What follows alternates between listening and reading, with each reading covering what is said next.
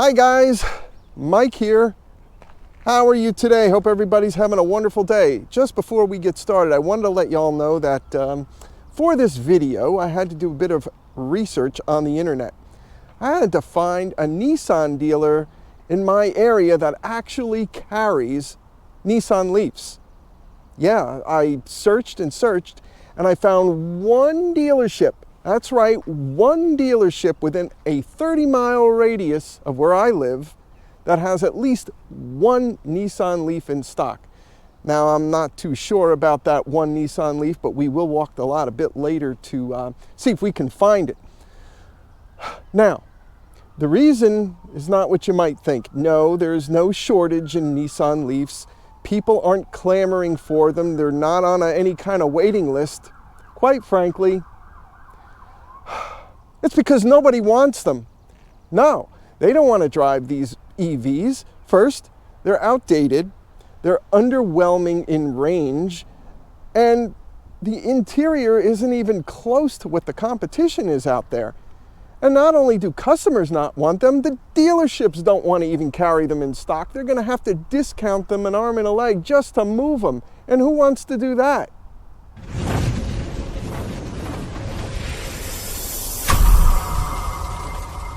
So just to show you the lack of popularity in the Nissan Leaf, I did a search on where to find one, and within a 60-mile radius of my home, only one dealership had one in stock. So we had to make a little bit of drive. There was no local dealership around me that had it. So I did make a little drive here, and unfortunately, the one that was listed, I don't see on the lot. Now you can see we have plenty of Nissans here. We have the Kicks. Over here, a whole line of Rogues. So there's plenty of cars here in stock. Wow, look at all those rows of Nissan. Even Sentras.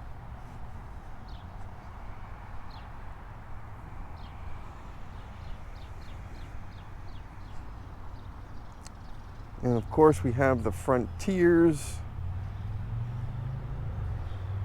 And I believe there's more Frontiers up here as well. We do have some electric vehicles up here, the Aria. And of course a whole bunch of Pathfinders in the corner up here. So even with this gigantic lot that wouldn't say it's gigantic, but it's much bigger than my local dealership, not one Leaf. However, since the Nissan Leaf is built on the same platform pretty much as the Kicks, I'm not going to show you the Kicks because that has been updated. It looks nothing like the Leaf now, but the Sentra still has characteristics of the old school Leaf. Same front, okay. Charge ports will be in the front. Easy access. I'm just going to show you some pictures of the 2019, 2022 Leaf. It doesn't really matter. They're all the same, but the overall design, the front end design anyway, is pretty much like any other Nissan, whether it be a Sentra, an Ultima, or a Rogue. It all kind of looks the same. The wheel design is a bit different from that, but again, I'm going to show you some pictures of that. So, just when I thought it was all over for the Nissan Leaf, not going forward with this underwhelming car, what happens? What do I see? Nissan Leaf announces an all-new design for 2026. It was my belief that they were phasing it out in response to their next generation of EVs, the Aria. So back in 2010, Nissan was one of the first car companies to mass produce an affordable EV. This first generation Leaf had approximately only 73 miles of range, looked like no other car at the time, and in my opinion, it looked like a giant friggin' alien Easter egg. It offered basic interior and basic amenities. While this Leaf was practical for local driving, it did lack the range for long trips, and in some cases, it wasn't even acceptable as a daily commuter car. However, With its futuristic design, ugly, and never needing fuel, the Leaf had a pretty good sell-through, especially in European countries where the traffic was unbelievable. And of course, the fuel prices were through the roof.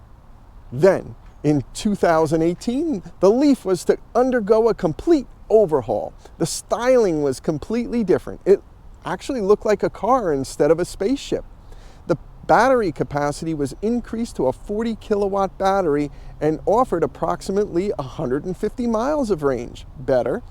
It also offered a bit more interior space and updated electronics. Although this was a significant upgrade to its predecessor, the updated Leaf was quickly falling behind its competition. This car didn't even offer liquid-cooled thermal battery management, which kind of led to slower charge speeds and battery overheating. They were still offering fast charging, but unfortunately they offered the CHAdeMO connection, which was already being phased out of DC fast charging. The Leaf did offer the 150-mile range, but other manufacturers were offering 250 miles or more for the same in-class vehicle. There was a bit of a refresh in the Leaf in 2019. They called it the Plus. The Plus offered a larger capacity battery and a longer range. However, no other upgrades were offered. And while this may have helped people with range anxiety to put them over the hump to purchase, it did very little to create any excitement in the EV market. The Leaf was fading fast, and Nissan knew it, so they had to do something about it. What did they do? They created the Ariya.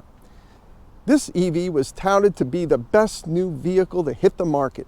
With its sleek design and updated technology, Nissan was sure they would be back in the driver's seat, leading its competitors in the EV market. And while the Ariya was a bit overall, I would say better for the EV industry and especially Nissan, in my opinion, it wasn't the best bang for your buck. It fell short of expectations and cost way too much. I did, however, assume it would be a pretty good starting point for future improvements in Nissan's EV fleet. So the Nissan Leaf, as it sits today, has 3 different trim levels, the S, SV, and SL.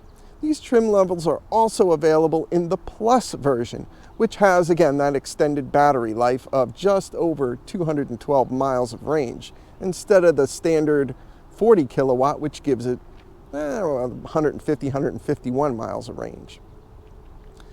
And aside from a new wheel design and the available Plus edition, nothing has changed for the Leaf in the past 7 years. The Leaf has virtually received no marketing push. So is it the end for Nissan's mass-produced affordable EV? I thought so. And then out of nowhere, what do I see? An all-new design for 2026. Now, while I haven't driven the new 2026 Nissan Leaf, I'd like to share with you some design specifications and my thought on the rebirth of the all-new 2026 Leaf. The all-new redesigned exterior offers a 3D holographic taillight, flush-mounted door handles, 19-inch aluminum alloy wheels, and an all-new front end with a more aggressive, updated look, moving away from that classic Nissan swoop design in the front. While size-wise, it's not bigger than any previous years, the interior looks and feels a bit bigger due to its upgraded EV platform. And now for the wow factor. The new Leaf will have an extremely efficient liquid thermal battery management system. The heated and cooling loops are arranged for maximum efficiency. For example, it can use the heat from the electric motor to warm the cabin and to also warm the battery in cooler weather. And speaking of the battery, the new Leaf will offer a 75 kilowatt battery, giving this car the best range it's ever had at over 300 miles. The 2026 Leaf is also saying goodbye to CHAdeMO and saying hello to NACS for its DC fast charging. It's about time. With its updated charging platform, you can also charge from 10 to 80% in about 35 minutes in any climate. And that's thanks to, wait for it, yes, you guessed it, battery preconditioning, available in a Nissan Leaf. It's about time. The Leaf's interior has also undergone a major update as well. It will be available in 3 trim levels, the S, SV, and Platinum Edition. Of course, with many different options in each. The photos that I'm showing are of the Platinum Edition. The Platinum Edition is going to include way more options than the first 2 generations of Leafs, including a dimming panoramic roof, multicolor ambient lighting, a Bose audio system, 2 14.5 high-resolution touchscreen displays, just like you'd find in the Hyundai EVs or the Kia EVs, a heads-up display, vehicle-to-load power outlet, wireless phone charging, heated and ventilated front and rear seats. Of course, the ProPilot Assist will still be there, and high-quality leather-like seating. And of course, there's many other features, way too much for me to get into, but you get the point. This car is loaded. So what hasn't changed for the 2026 Leaf? First, it still has 2 charge ports, the J1772 for level 1 or 2 charging, and the NACS for DC fast charging. More on that in just a bit, but there is still no front storage or frunk. The Leaf will still be front-wheel drive only. There is no option for all-wheel drive. And the overall dimensions are not much different than its predecessors. As far as I can tell, there is not much to dislike about this new Leaf. It looks amazing. There's finally proper thermal management for the battery and a range of over 300 miles. I think that hits the sweet spot for most people who want to own an EV. Charge times are also cut in half. The interior has finally caught up with the competition.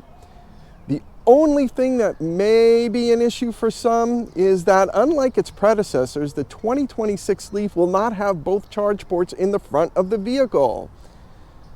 The J1772 will be located on the front driver's side, while the NACS charge port for fast charging will be located on the front passenger side of the vehicle. I think this is quite confusing for people. Why would Nissan even do that? They don't even need 2 charge ports. And if you want to keep 2 charge ports, put them together, keep them in the front so it's easier for people to just pull in and charge. So you may be asking yourself, what's the price of this car? Well, it's too soon to tell the final cost, but keeping with Leaf's reputation, it's likely to start in the low to mid $30,000 range.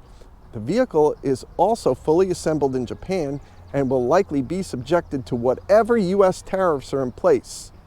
So keep in mind that the price here in America is gonna probably be slightly higher. In closing, I can't wait to see in person what Nissan has done with the Leaf. Perhaps Nissan can get back to selling affordable electric vehicles like they used to. Well, that's all I have for you today. Thanks for watching. And as always, have a wonderful day.